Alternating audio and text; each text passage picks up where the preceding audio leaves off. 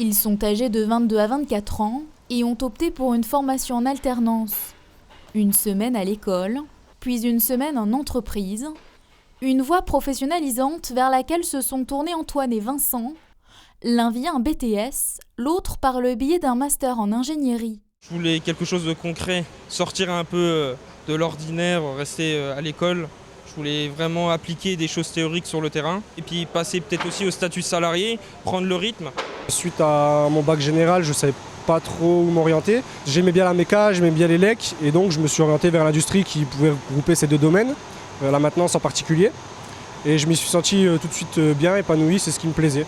S'ils se sont tournés vers l'industrie, c'est que le secteur se porte bien. Dans cette entreprise, une partie des salariés atteindra bientôt l'âge de départ à la retraite. Pour anticiper cette future perte de vitesse, elle compte donc sur ses apprentis pour assurer la relève.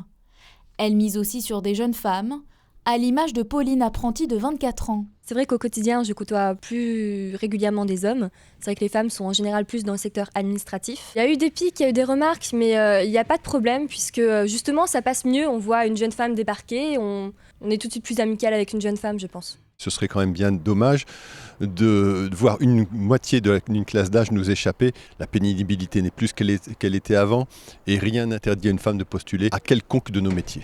Comme elle, 1600 apprentis se sont tournés vers l'industrie en Lorraine, un chiffre qu'aimerait booster davantage la région. Car les entreprises du secteur ont du mal à trouver des jeunes en apprentissage.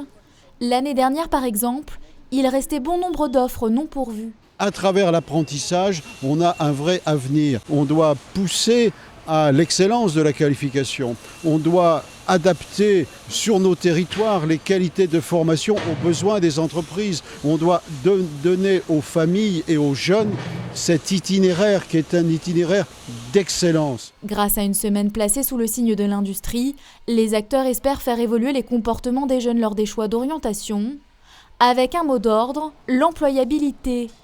En France, 60% des apprentis signent un CDI à l'issue de leur formation.